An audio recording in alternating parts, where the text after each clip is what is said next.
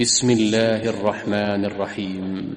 الرحمن علم القرآن، خلق الإنسان، علمه البيان.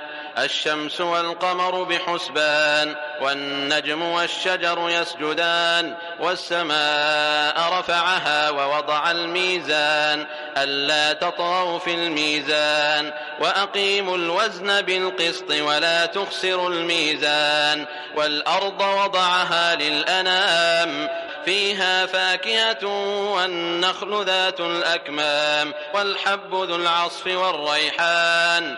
فبأي آلاء ربكما تكذبان؟ خلق الإنسان من صلصال كالفخار، وخلق الجان من مارج من نار. فبأي آلاء ربكما تكذبان؟ رب المشرقين ورب المغربين. فبأي آلاء ربكما تكذبان؟ مرج البحرين يلتقيان، بينهما برزخ لا يبغيان. فبأي آلاء ربكما تكذبان؟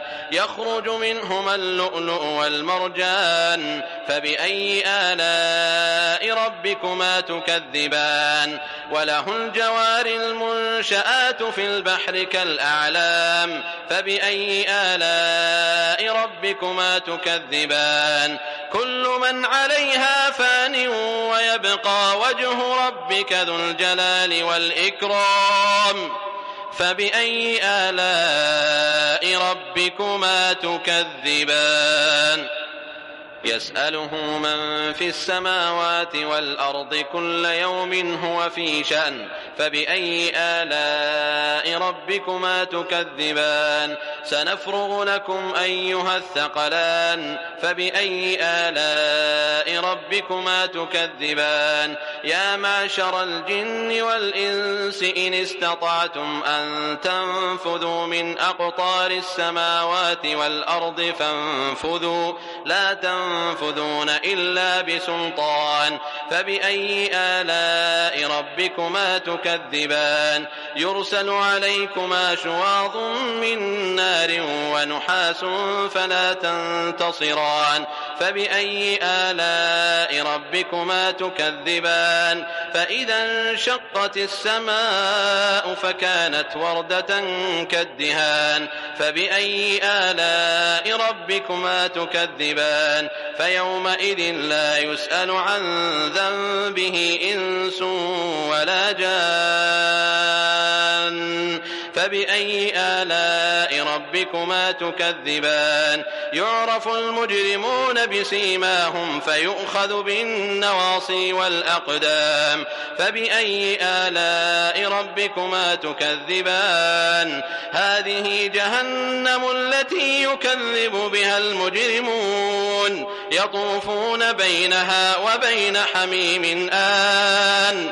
فبأي آلاء ربكما تكذبان؟ ولمن خاف مقام ربه جنتان. فبأي آلاء ربكما تكذبان؟ ذواتا أفنان. فبأي آلاء ربكما تكذبان؟ فيهما عينان تجريان. فبأي آلاء ربكما تكذبان؟ فيهما من كل فاكهة زوجان. فبأي آلاء ربكما تكذبان؟ متكئين على فرش بطائنها من استبرق وجنى الجنتين دان. فبأي آلاء ربكما تكذبان؟ فيهن قاصرات الطرف لم يطمثهن إنس قبلهم ولا جان. فبأي آلاء ربكما تكذبان؟ كأنهن الياقوت والمرجان. فبأي آلاء ربكما تكذبان؟ هل جزاء الإحسان إلا الإحسان؟ فبأي آلاء ربكما تكذبان؟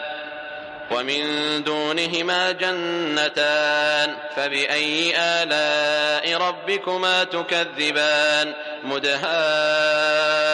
مدهامتان فبأي آلاء ربكما تكذبان فيهما عينان نضاختان فبأي آلاء ربكما تكذبان فيهما فاكهة ونخل ورمان فبأي آلاء ربكما تكذبان فيهن خيرات حسان فبأي آلاء ربكما تكذبان حور مقصورات في الخيام فبأي آلاء ربكما تكذبان لم يطمثهن إنس قبلهم ولا جان فبأي آلاء ربكما تكذبان متكئين على رفرف خضر وعبقري حسان فبأي آلاء ربكما تكذبان تبارك اسم ربك ذي الجلال والإكرام